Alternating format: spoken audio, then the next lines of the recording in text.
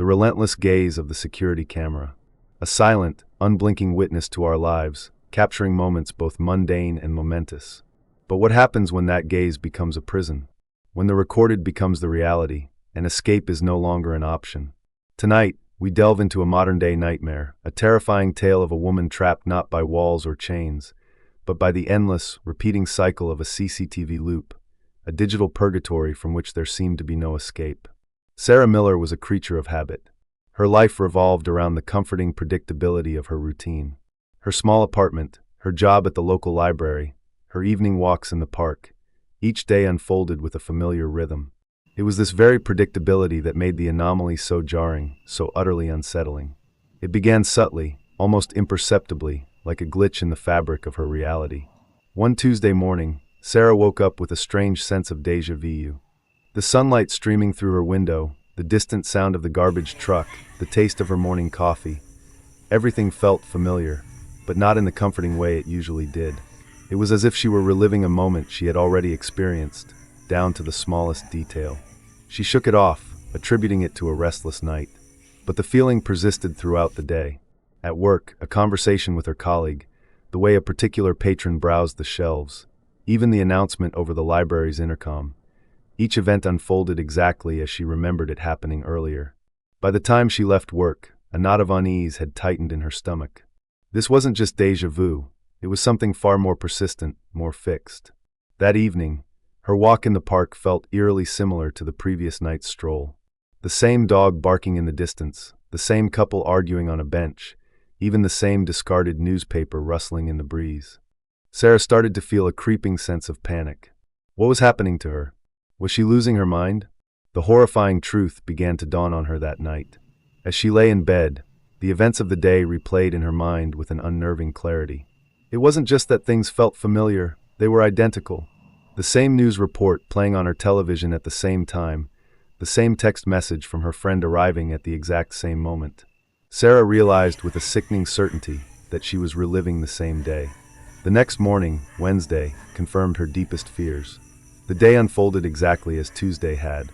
The same alarm clock ringing at the same time, the same breakfast, the same interactions at work, the same walk in the park. Sarah was trapped, caught in an endless loop, forced to relive the same 24 hours over and over again. Panic set in. She tried to deviate from her routine, to break the cycle. She took a different route to work, only to find herself inexplicably back on her usual path. She tried to say different things to her colleagues, but the words that came out of her mouth were the same as the day before. It was as if she were a puppet, forced to play out a script she had no control over.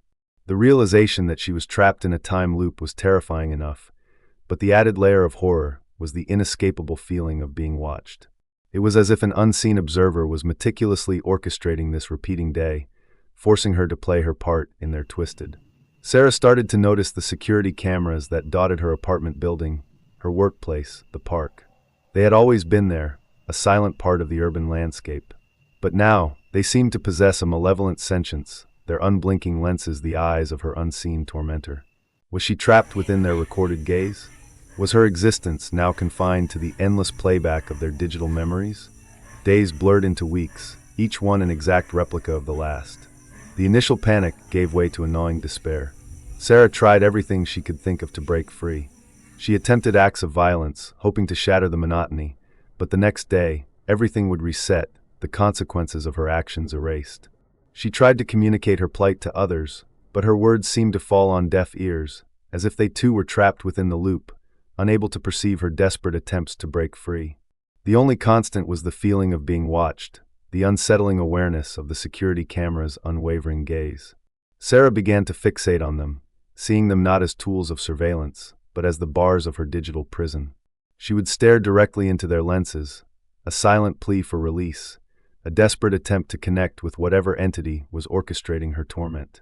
One day, she noticed something different. A subtle flicker in the feed of one of the security cameras in her apartment hallway. It was a momentary distortion, a brief static that lasted only a fraction of a second, but it was enough to ignite a spark of hope within her. If there was a glitch, a flaw in the system, then perhaps there was a way out. Sarah began to meticulously study the security camera feeds, her days within the loop now driven by a singular purpose: to find another anomaly, another crack in her digital prison.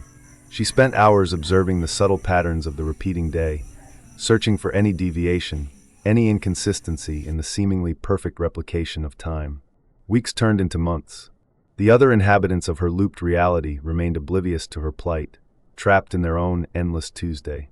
Sarah felt increasingly isolated, a ghost in her own life, forced to witness the same mundane events unfold around her, unable to interact or change anything. Then she saw it. Another flicker, this time on a camera in the park. It was more pronounced than the first, a brief distortion accompanied by a strange, almost subliminal image, a fleeting glimpse of a dark, shadowy figure standing just outside the camera's frame. The image vanished as quickly as it appeared, but Sarah knew she had seen something. Her unseen observer was not perfect. There were glitches, moments where their control seemed to waver, where the true nature of her prison was momentarily revealed. Driven by this newfound hope, Sarah began to actively try to trigger these glitches. She would perform unexpected actions in front of the cameras, sudden movements, whispered words directed at the lenses, anything to disrupt the predictable flow of the loop. It took time, but eventually her efforts started to yield results.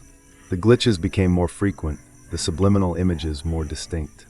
She saw glimpses of the shadowy figure more often, its form becoming slightly clearer with each fleeting appearance. It was tall, gaunt, its features obscured by darkness, but its presence exuded a palpable sense of malevolence. Sarah realized that she wasn't just trapped in a time loop. She was trapped within the gaze of this entity, its will the force that maintained the endless repetition. The security cameras were not just recording her, they were the conduits through which this being exerted its control. One Tuesday, as she stood directly beneath a security camera in her apartment hallway, Sarah did something she hadn't tried before.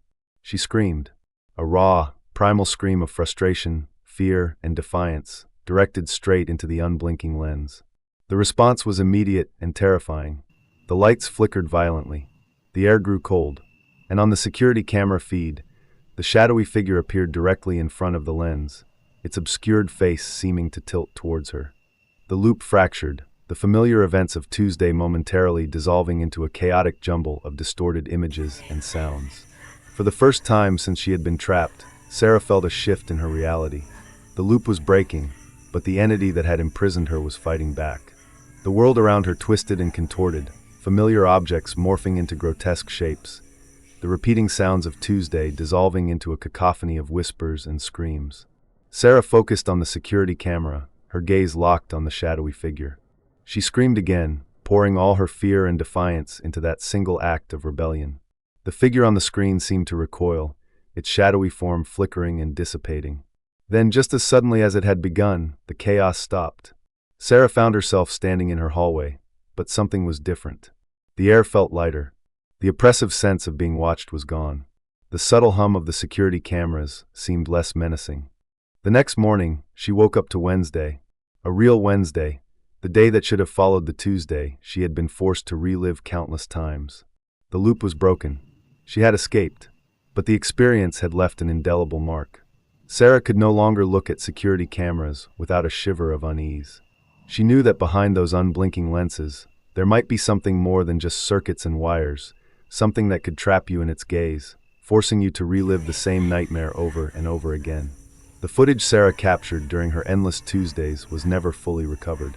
The glitches and distortions had corrupted the digital files, leaving behind only fragmented images and distorted sounds. But Sarah knew what she had experienced was real. She had been a prisoner in a digital loop, her only hope of escape a defiant scream into the unblinking eye of her tormentor. And she had survived to tell the tale, a chilling reminder of the hidden horrors that might lurk within the technology that surrounds us. What do you think was the entity that trapped Sarah in the CCTV loop? Could our increasingly surveilled world open us up to new forms of digital imprisonment? Share your theories and reactions in the comments below. If this story of technological terror has gripped you, be sure to subscribe for more explorations into the dark side of our modern existence.